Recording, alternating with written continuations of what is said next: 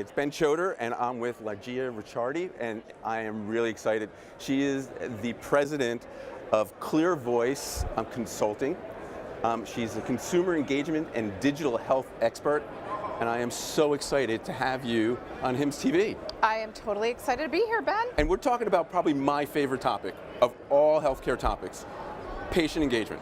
Mine too. Right? What do you know? If we can't get the patients engaged, yep. then why are we all here? Why are there 46,000 people at this conference if we're not going to do things that are going to be different and out of the box? I think that's right. It's, as you know, it's not the way healthcare is always thought, right?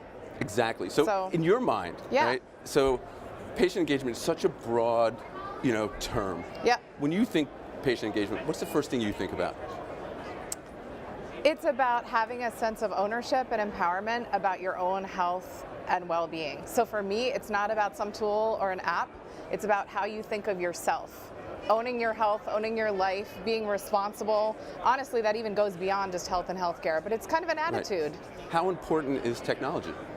It is important because it makes it possible to get information that you never could before and to connect to communities in a way that you never could before. I'm not saying you can't have very engaged people without technology, but particularly given all the many complicated factors in our world today, and so many contribute to health, having data makes a difference. Have you seen a big change over the last 2 to 3 years in patient engagement?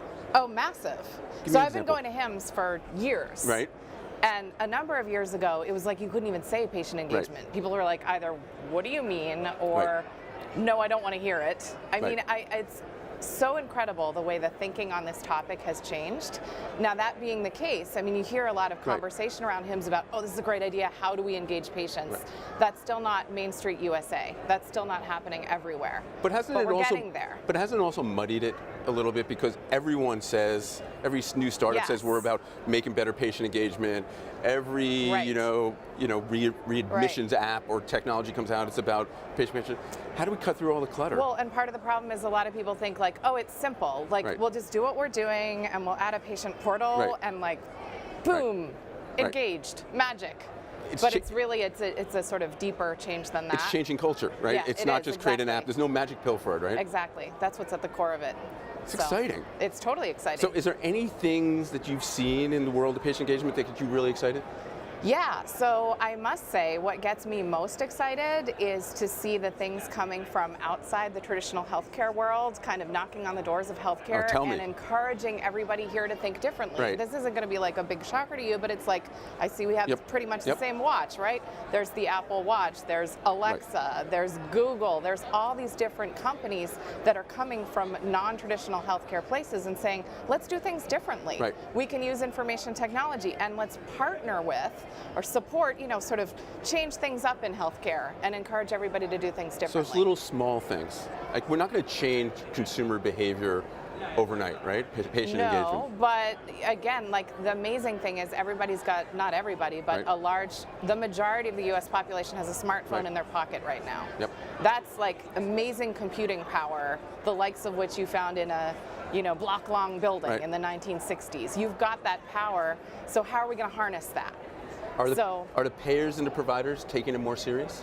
Oh, I think absolutely. I think a lot of them are still figuring it out, and you've got all different points along the spectrum. You have some who are really creative and who are out there thinking about incentives for patients and using ways to connect them socially with one another for that kind of emotional incentives, in addition to, here's some money or here's a discount on whatever. All of these points can help.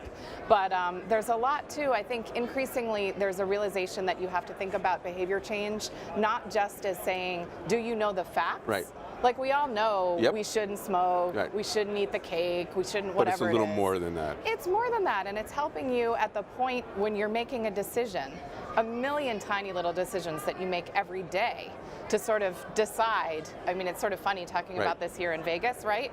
Like, maybe I shouldn't have that extra drink. Maybe I should, walk the extra mile, literally, which is not hard here, but yes. This was amazing. Thank you so much for giving me a little of your time. Enjoy the rest of the conference, and I hope I get to talk to you soon. Thank you so much. Sounds good. Thank you.